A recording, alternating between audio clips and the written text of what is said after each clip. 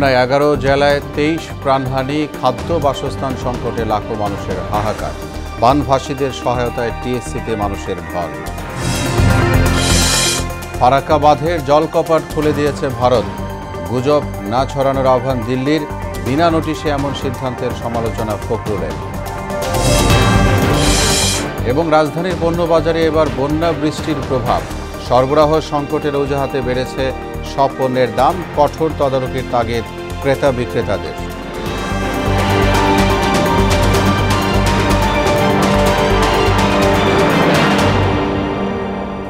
আসসালামু আলাইকুম। আমন্ত্রণ মোহনা সংবাদে। এতক্ষণ শুনছিলেন শিরোনাম, সঙ্গে আছি মোহাম্মদ ওয়ালিউল্লাহ। এবার বিস্তারিত। স্মরণকালের ভয়াবহ বন্যায় দুর্গত এলাকায় চলছে মানবিক বিপর্যয়। বিপর্যস্ত 11টি জেলায় ক্ষতিগ্রস্ত মানুষের সংখ্যা 50 লাখ। খাদ্য, বাসস্থান ও সুপেয় পানি সংকটে দুর্গতদের জীবন বিপন্ন প্রায়। দুর্গত এলাকায় জোরদার করা হয়েছে ত্রাণ বিতরণ কার্যক্রম। বন্যা পরিস্থিতির খবর জানাচ্ছেন আফরিন পপি।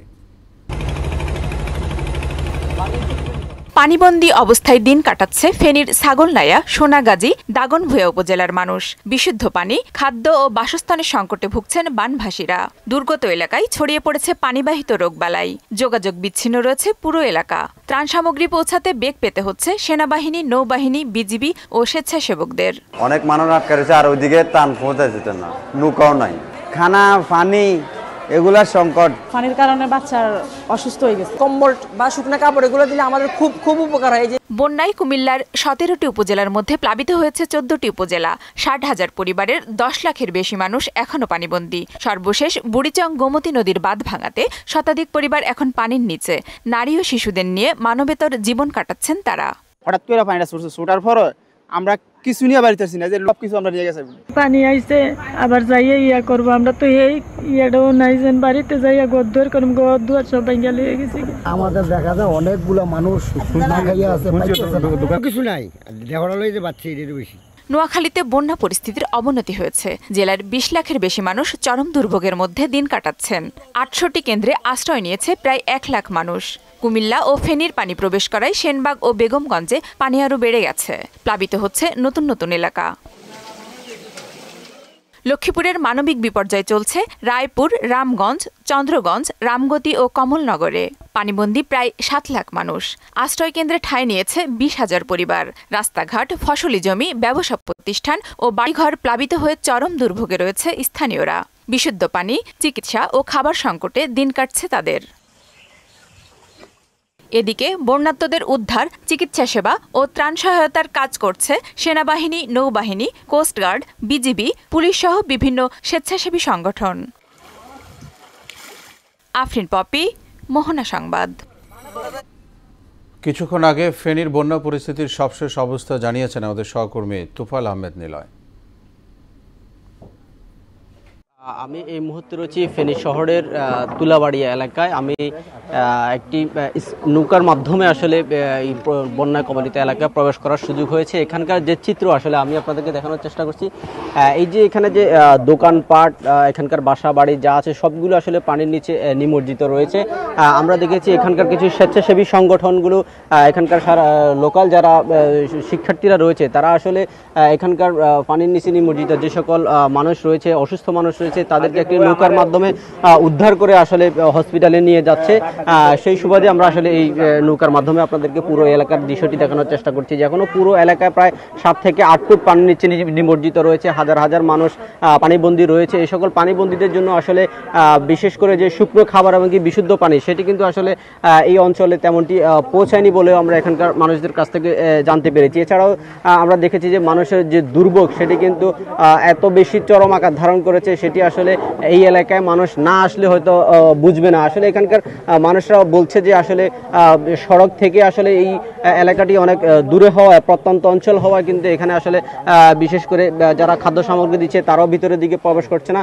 এছাড়াও স্থানীয়রাও কিন্তু আসলে কোনোভাবে আসলে এইসব প্রাণীবন্দীদের জন্য আসলে কিছু শুকনো খাবার বিতরণ করছে। এছাড়া কিন্তু অন্য কোনো সংস্থাগুলো কিন্তু ভিতরের দিকে প্রবেশ করছে না। আমরা দেখেছি যে এখানকার বেশ কিছু মানুষ আসলে যারা গত কয়েকদিনে ঠান্ডাজনিত রোগে, আসলে পানিবাহিত রোগে আক্রান্ত হয়ে আসলে জ্বর, সর্দি, কাশি, ডায়রিয়া সহ ব্যাপক যে সকল মহামারী আকার ধারণ করছে, আসলে এগুলোকে নেওয়ার জন্য আসলে এখানকার স্বেচ্ছাসেবী সংগঠনগুলো আসলে তারা তাদের প্রচেষ্টা চালিয়ে যাচ্ছে।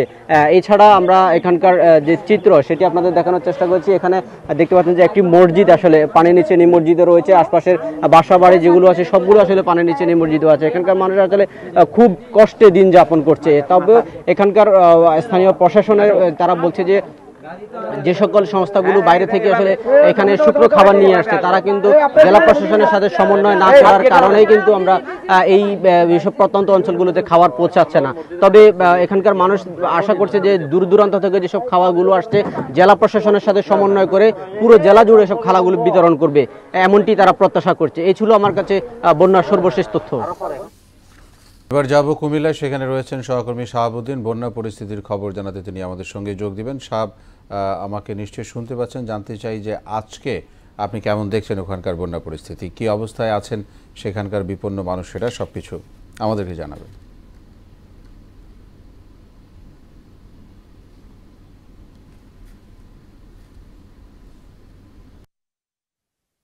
ধন্যবাদ অলি। যেমনটি আপনি জানাচ্ছিলেন, আসলে কুমিল্লার সার্বিক পরিস্থিতি কিন্তু খুবই ভয়াবহ। স্মরণকালের ভয়াবহ এক বন্যা দেখলো কুমিল্লাবাসী। 17টি কুমিল্লা জেলার 17টি উপজেলার মধ্যে 14টি উপজেলা কিন্তু প্লাবিত হয়েছে এবারের বন্যায়। যদি বন্যার সার্বিক চিত্র আমি বলতে চাই তাহলে বলতে হয় এবারের বন্যায় কিন্তু 10 লক্ষ মানুষ পানিবন্দী হয়ে আটকে পড়েছিল, যেখানে সেনাবাহিনী তাদের তৎপরতা দিয়ে কিন্তু তাদেরকে কিছুটা উদ্ধার করেছে। তবে এখনো কিন্তু প্রায় 7 লাখের মতো মানুষ পানিবন্দী হয়ে আছে, যেখানে ত্রাণ পৌঁছানো দুর্গম হয়ে পড়েছে। কারণ দুর্গম এলাকা, সেখানে কিন্তু সাধারণ পাবলিক যে বন্যার ত্রাণ নিয়ে আসছে সেই ত্রাণ কিন্তু এই দুর্গম এলাকায় পৌঁছানো কষ্টসাধ্য। আমরা গতকালকে ঘুরে দেখেছি, তার আগের দিনগুলোতে কিন্তু আমরা বিভিন্ন উপজেলাগুলোতে ঘুরে দেখেছি ত্রাণগুলো পৌঁছাচ্ছে রাস্তার সংলগ্ন যেই বন্যার্থ আছে তাদের পাশে, কিন্তু দুর্গম এলাকাগুলোতে কিন্তু ত্রাণগুলো পৌঁছাচ্ছে না। কারণ দুর্গম এলাকাগুলোতে ত্রাণ নিয়ে যাওয়া কিন্তু সহজ কাজ নয়। যদি কেউ কাপড় ভেজাতে চায় তবেই কিন্তু দুর্গম এলাকায় পৌঁছাতে পারে। সেক্ষেত্রে এই রাস্তাঘাটগুলো ডুবে যাওয়ার কারণে কিন্তু দুর্গম এলাকায় ত্রাণগুলো পৌঁছানো কষ্টসাধ্য হচ্ছে। আশার বাণী হচ্ছে, আবহাওয়া অধিদপ্তর আমাদেরকে জানিয়েছে যে আগামী 2-4 দিন ভারী বৃষ্টির কোনো সম্ভাবনা নেই। সেই জায়গায় কিন্তু একটু আশার আলো ফুটে উঠেছে। আর একটু যদি বলি তাহলে বলতে হয় কুমিল্লার যে গোমতী নদীর পানি সেটি কিন্তু এখনো বিপদ সীমার 55 সেন্টিমিটার উপর দিয়ে প্রবাহিত হচ্ছে।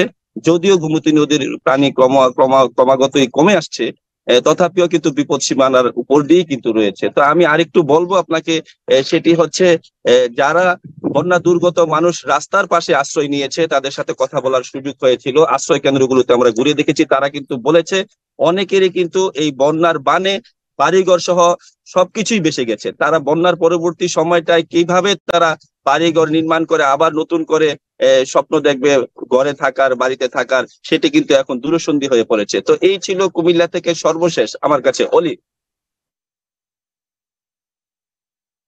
চলমান বন্যায় 11 জেলায় 23 জনের মৃত্যুর খবর জানিয়েছে দুর্যোগ ব্যবস্থাপনা ও ত্রাণ মন্ত্রণালয়। এখনও পানিবন্দী 12,38,000 পরিবার।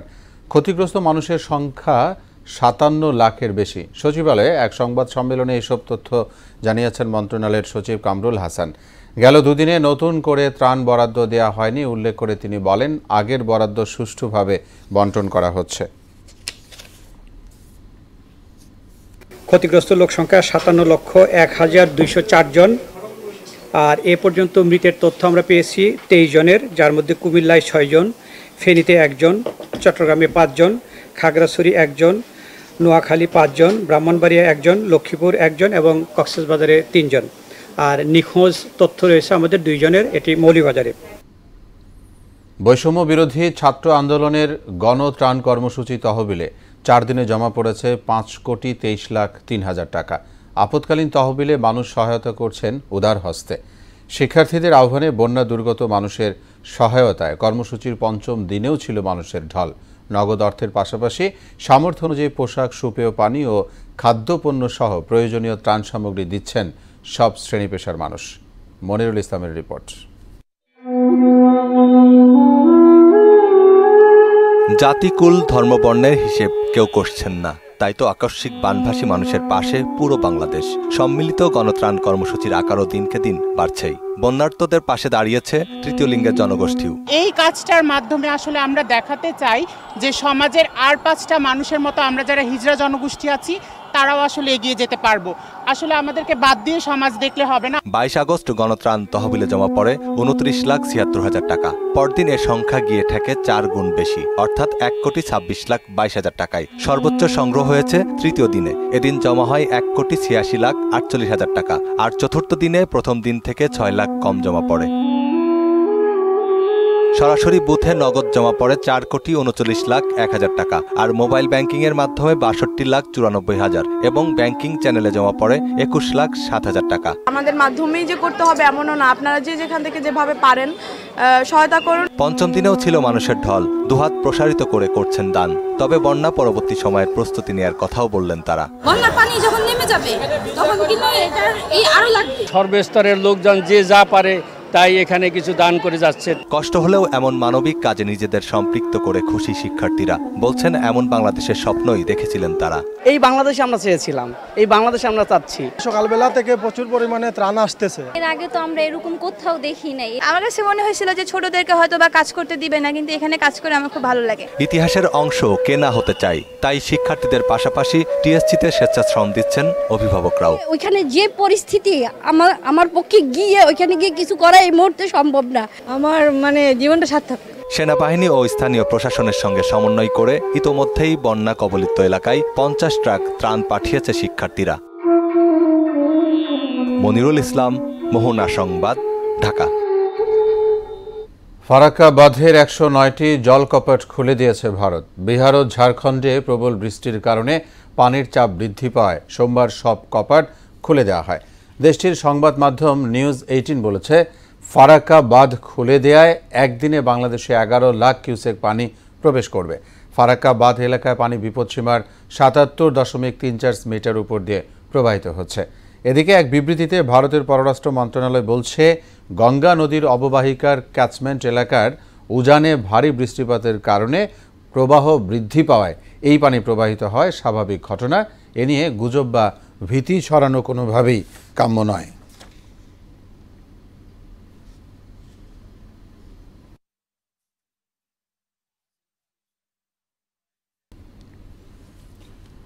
বিএনপি মহাসচিব মির্জা ফখরুল ইসলাম আলমগীর বলেছেন, বিনা নোটিশে বাঁধ খুলে দিয়ে ফৌজদারি অপরাধ করেছে ভারত। রাজনৈতিক দলগুলোর সঙ্গে আলোচনা করে অন্তর্বর্তী সরকারকে নির্বাচনী রোড ম্যাপ দেওয়ার দাবিও জানান তিনি। আর দলের স্থায়ী কমিটির সদস্য আমির খসরু মাহমুদ জানালেন, পাচার হওয়া অর্থ ফেরত আনতে সহযোগিতার আশ্বাস দিয়েছে ব্রিটিশ সরকার। এই বন্যা এসছে যেভাবে, এটা আপনার নিঃসন্দেহে একটা ক্রিমিনাল অফেন্স বলে আমি মনে করি। ভারতের যে বাঁধ খুলে দেওয়া হয়েছে, সে বাঁধ খুলে দিলে তার ভাটিতে কি অবস্থা সৃষ্টি হবে এবং আন্তর্জাতিক আইন বলে যে তাকে ভাটির দেশকে তাকে অবৈধ করতে হবে। বন্যা ও টানা বৃষ্টির প্রভাব পড়েছে পণ্যবাজারে। সরবরাহ সংকটের অজুহাতে লাফিয়ে বাড়ছে মাছ, সবজি ও ডিমের দাম। যথারীতি ঝাঁঝ ছড়িয়ে যাচ্ছে পেঁয়াজ। পণ্যের ঊর্ধ্বমূল্যে রেশন তালিকা কাটছাঁট করতে বাধ্য হয়েছেন সীমিত আয়ের মানুষ। কঠোর তদারকি ছাড়া বাজার নিয়ন্ত্রণ সম্ভব নয় বলে মনে করেন ক্রেতা বিক্রেতারা। আরও জানাচ্ছেন উষা ফেরদৌস। বাজারে দীর্ঘ সময় ধরে উচ্চ মূল্যে বিক্রি হচ্ছে পেঁয়াজ। সরকারি সংস্থা টিসিবির তথ্য অনুসারে গত 1 বছরের ব্যবধানে পেঁয়াজের দাম 30% বেড়েছে। উৎপাদন খরচের চেয়ে অন্তত 3 গুণ বেশি দামে বিক্রি হচ্ছে দেশের বাজারে।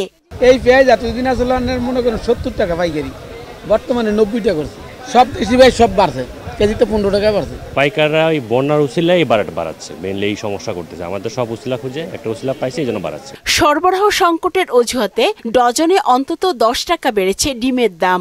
সাদা ডিমের সাপ্লাই নাই, আর লালটা মাত্র আমরা অল্প কয়টা ডিম পাইছি। এই অল্প কয়টা ডিম বেশি দাম দেখে আনতে হয়েছে।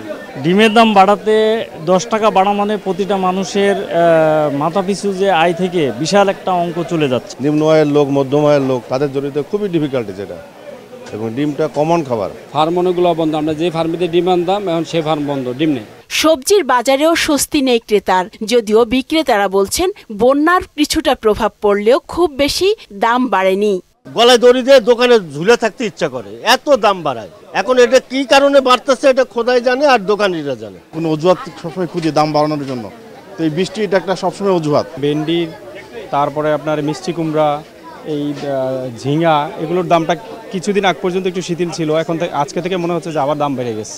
এই সিজনটা সবজি আমদানি কম কারণে সবজির একটু দাম বেশি। ঊর্ধ্বমুখী ইলিশ সহ সব মাছের দাম, চাষের মাছেও নেই স্বস্তি।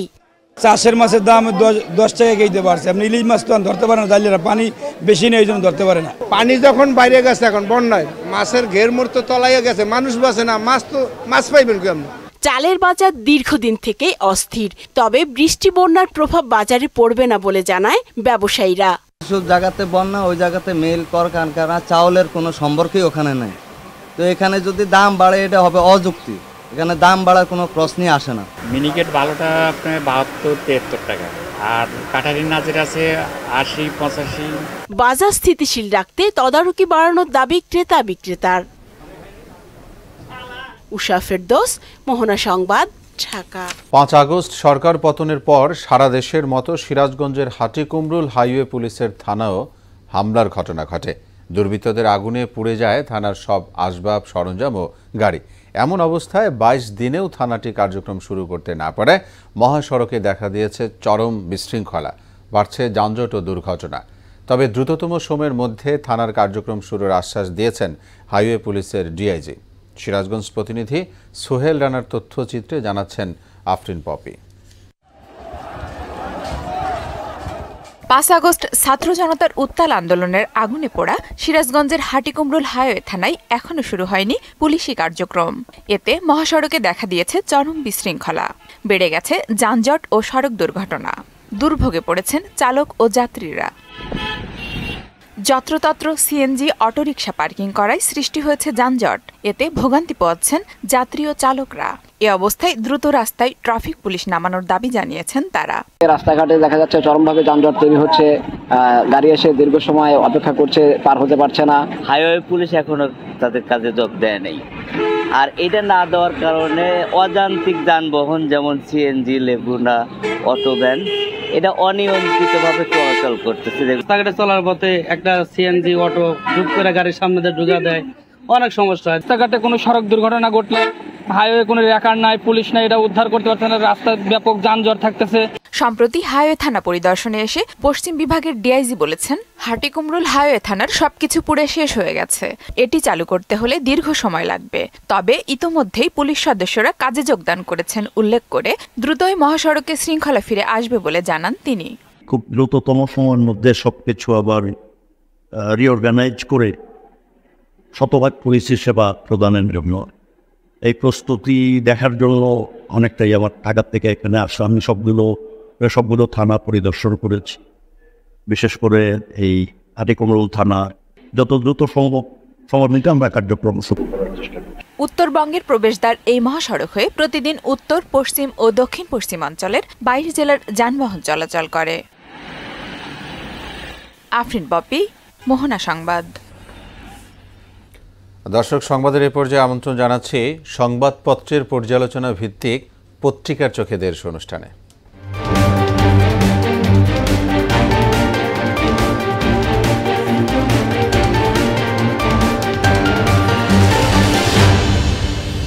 দেশের শীর্ষ দৈনিকগুলোর প্রধান প্রধান শিরোনাম নিয়ে আজকে অতিথি হিসাবে উপস্থিত আছেন মোহনা টেলিভিশনের বার্তা সম্পাদক সুমন মুস্তাফিজ। জনাব সুমন মুস্তাফিজ, আপনাকে স্বাগত জানাচ্ছি স্টুডিওতে। ধন্যবাদ আপনাকে। আমরা পত্রিকার শিরোনামগুলো দেখে এসে তারপর আপনার সাথে আলোচনায় যাব। আমি শিরোনামগুলো পড়ছি। প্রথমে আমার হাতে রয়েছে প্রথম আলো। তারা আজকে শিরোনাম করেছে, কোথাও অবনতি কোথাও উন্নতি, বন্যা পরিস্থিতি। আনসারের 377 সদস্য কারাগারে। জ্বালানি তেলের মূল্য বকেয়া পড়েছে $48 কোটি। সংস্কার প্রশ্নে একমত, নির্বাচন নিয়ে রূপরেখা চায় কেউ কেউ। প্রধান উপদেষ্টার ভাষণের প্রতিক্রিয়া। ইত্তেফাকের শিরোনাম দেখব, গাজী টায়ারে লুটপাটের পর অগ্নিসংযোগ, নিখোঁজ 176।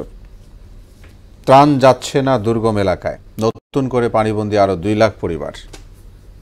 সমকাল শিরোনাম করেছে, এখনও স্বজনের খোঁজে মানুষ, বন্যায় 23 প্রাণহানি, 11 জেলায় ক্ষতিগ্রস্ত 57 লাখ। আগুন, লুটপাট, নিখোঁজ 175 জনের পরিণতি কি? রূপগঞ্জে গাজী টায়ার ফ্যাক্টরিতে আগুন, সেটি নিয়ে এরকম শিরোনাম রয়েছে। বাংলাদেশ প্রতিদিন তারা শিরোনাম করেছে দুর্ভোগ আতঙ্কে রাত দিন, বন্যা কোথাও বাড়ছে কোথাও কমছে, পানি জাগছে ক্ষত। খুলে দেওয়া হলো ফারাক্কার 109 গেট, জামাত নিষিদ্ধের গেজেট প্রত্যাহার যে কোনো সময়। যুগান্তরের শিরোনাম 3 জেলায় বন্যার অবনতি, আনসারের বিক্ষোভ ষড়যন্ত্র দেখছে সরকার, 390 জন কারাগারে। সরকার প্রতিটি নাগরিকের অধিকার রক্ষা করবে, প্রধান উপদেষ্টা। দেশ রূপান্তর, স্বাস্থ্য ছিল সাচিপে বন্দি, লুটের ভাগাভাগি থেকে আগুন, দুর্গমে দুর্গতদের আহাজারি। বন্যা পরিস্থিতির শিরোনাম এটি রয়েছে। বণিক বার্তা শিরোনাম করেছে জ্বালানি তেলের দাম কবে কমবে অন্তর্বর্তী সরকার। সরকার প্রত্যেকের অধিকার সুরক্ষায় দৃঢ় প্রতিশ্রুতিবদ্ধ ডক্টর ইউনূস। ফারাক্কার 109টি গেট খুলে দিয়েছে Bharat. The Daily Star, relief delivery is now the challenge. 4 more die, new areas flooded in Noakhali, Kumilla. Esalom bared from fund transfer, cash out LC opening, blaze under control after 22 hours, Gazi Tires Factory. এই ছিল আজকের দৈনিক পত্রিকার প্রধান শিরোনাম। খুব সব পত্রিকার যে শিরোনামগুলো স্বাভাবিকভাবে আসছে, সেটি প্রধান হিসেবে যেটি আমরা দেখতে পাচ্ছি যে বন্যা পরিস্থিতি। আপনি জানেন যে গত কয়েকদিনে নোয়াখালী, কুমিল্লা, লক্ষ্মীপুরে যে বন্যা পরিস্থিতি চলছে এবং সেখানে খুব ভয়াবহ পরিস্থিতি চলছে। আমাদের দেশের সরকারের পক্ষ থেকে, বিভিন্ন স্বেচ্ছাসেবী সংগঠন, অন্যান্য বাহিনীর পক্ষ থেকে যথেষ্ট পরিমাণে সাহায্য সহযোগিতা করলেও আমরা সেখানে পরিস্থিতি এতটাই খারাপ যে এমন বলা হচ্ছে যে সেখানে না গেলে পরিস্থিতিটা বোঝা যাবে না। এই বন্যা পরিস্থিতি তো এটি আমাদের দেশে বিভিন্ন সময়ে হয়ে থাকে, কমন একটি বিষয়। এবারের বিষয় কি ভিন্ন কিছু? হ্যাঁ, অবশ্যই। আপনার বিষয় হচ্ছে যে প্রতি বছরই আমরা বন্যা, খরা আর নানা রকম প্রাকৃতিক দুর্যোগ, ঝড়ঝঞ্ঝা সহ সব দুর্যোগ মোকাবেলা করেই আমরা বীরের জাতির মতো টিকে আছি। তো বন্যার বিষয়টি সেটি হচ্ছে যে আমরা স্বাভাবিকভাবে যে বিষয়টি উঠে আসে সেটা হচ্ছে যে উজান, আমাদের উজানে ভারত আমরা জানি। তো ভারতে যদি বৃষ্টিপাত বেশি হয়, সেই উজানের ঢল এবং পাহাড়ের ঢল সব মিলে একটা বন্যা পরিস্থিতির সৃষ্টি হয়। বাট সব বছরই যেটা ঘটে সেটা হচ্ছে যে এর একটা আগাম বার্তা থাকে, মানুষের একটা প্রস্তুতির সুযোগ থাকে। আপনি যেটা ব্যতিক্রমের কথা বললেন, এই বছর সেরকম কোনো আগাম পূর্বাভাস ছিল না, আগাম বার্তা ছিল না, যে কারণে এবারের বন্যাটা মানে মোকাবেলা করতে যে খুব বেশি কষ্ট হচ্ছে। কিন্তু সেই সাথে আরেকটি কথা যে আগাম বার্তার বিষয়টার সাথে আর কি আমি যেটি জানতে চাই যে এত বেশি পানি কি হয়েছিল, কেন?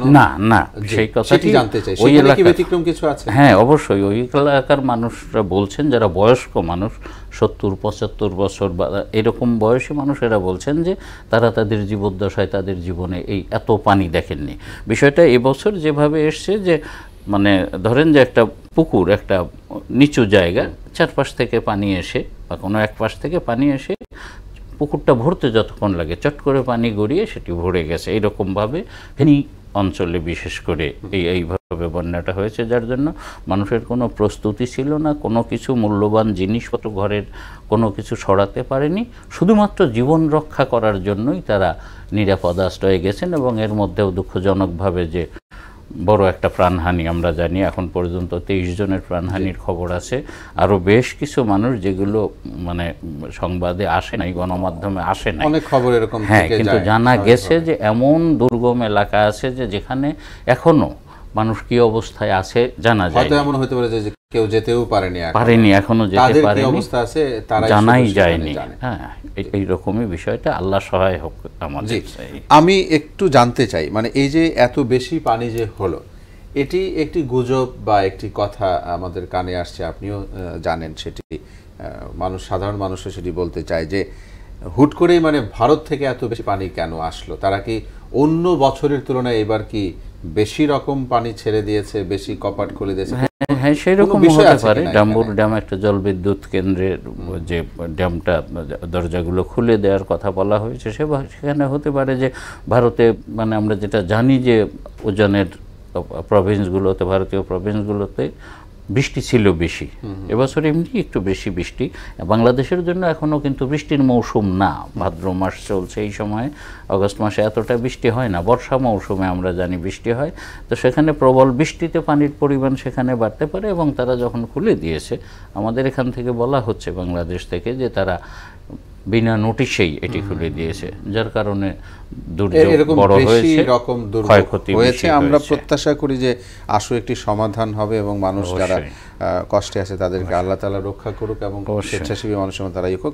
আমি আরেকটি বিষয়ে যেতে চাই, যুগান্তর পত্রিকার শিরোনাম, সব পত্রিকায় আসছে যে আনসারদের যে একটি বিক্ষোভ, আপনি জানেন 390 জনকে কারাগারে পাঠানো হয়েছে চাকরি জাতীয়করণের বিষয়টি আপনার কাছে একটু জানতে চাই। জি, 390, কোনো মিডিয়া বলছে 377 আর কি। হ্যাঁ, সেটি আমার কাছে মনে হয়, যদিও একটি বিচারাধীন বিষয়টি নিয়ে খুব বেশি কথা বলার সুযোগ নেই, তবে যেটা বিষয় সেটা হচ্ছে যে গত পরশুদিন তারা যখন আনসাররা যখন আন্দোলন করে সচিবালয়ে অবস্থান নেন, তারা অবৈধ কাজ করেছেন, তারা তো আইনের রক্ষক একটা লেভেলের, সেখানে সচিবালয়ে তারা অনধিকার প্রবেশ করেন, একটা জোর জবরদস্তি করেই সেখানে কর্মকর্তাদেরকে জিম্মি করেন, বন্দি করেন। কিন্তু তার আগে এবং পরবর্তীতে সেইটা রাতে আমরা জানি যে সেটা একটা সংঘর্ষের রূপ নেয়। তাদেরকে প্রতিহত করার জন্য বৈষম্য বিরোধী ছাত্র আন্দোলনের শিক্ষার্থীরা ঢাকা বিশ্ববিদ্যালয় থেকে যখন আসে, তখন সচিবালয়ের সামনের রাস্তাগুলো একটা পর্যায়ে রণক্ষেত্রে পরিণত হয়। উভয় পক্ষেরই বেশ কয়েকজন আহতের খবরও আমরা জেনেছি। তো এখানে বিষয় যেটা শেষ হচ্ছে, ওই দিন বিকেলবেলায় স্বরাষ্ট্র সচিব মহোদয়ের সঙ্গে তাদের কয়েকজন প্রতিনিধির কথাবার্তা হয়েছে, এবং আমি যতটুকু জানি যে তাদের মূল দাবিটা মেনে নেওয়া হয়েছে, এবং অন্যান্য দাবিগুলোও পর্যায়ক্রমে স্বরাষ্ট্র সচিব বলেছেন যে আলোচনার মাধ্যমে একটা কমিটি গঠন করে সবগুলো যৌক্তিক দাবি বিবেচনা করা হবে। এরপরে সেই বিকেল থেকে রাত পর্যন্ত তারা কেন সচিবালয়ে অবস্থান করছেন, কেন কর্মকর্তাদেরকে জিম্মি করে রাখছেন, একটা আইনেরই রক্ষক একটা পক্ষ, এদের কাছ থেকে এটি প্রত্যাশিত নয়। যে সে কারণেই এই পরিস্থিতি, সেটিও একটি সমাধানে আসবে, আমরা সেটি প্রত্যাশা করি। আপনাকে অনেক ধন্যবাদ আমাদের সঙ্গে সময় দেওয়ার জন্য। দর্শক, এরই সাথে শেষ করছি মোহনা সংবাদ। যাওয়ার আগে শিরোনামগুলো জানিয়ে দেব আরও একবার।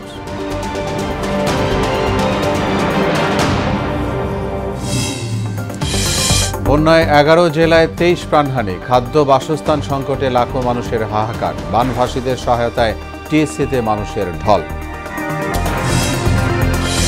ফারাক্কা বাঁধের জলকপাট খুলে দিয়েছে ভারত, গুজব না ছড়ানোর আহ্বান দিল্লির, বিনা নোটিশে এমন সিদ্ধান্তের সমালোচনা ফখরুলের। এবং রাজধানীর পণ্য বাজারে এবার বন্যা বৃষ্টির প্রভাব, সরবরাহ সংকটের অজুহাতে বেড়েছে সব পণ্যের দাম, কঠোর তদারকির তাগিদ ক্রেতা বিক্রেতাদের। সবাইকে আবারও শুভেচ্ছা। পরবর্তী সংবাদ দুপুর 1টায়, এর আগে সংবাদ এক নজরে দেখবেন দুপুর 12টায়। মোহনার সবশেষ খবর জানতে ভিজিট করুন www.mohana.tv। সংবাদ দেখতে পারেন ফেসবুক ও ইউটিউবে। এতক্ষণ সঙ্গে থাকায় ধন্যবাদ সবাইকে।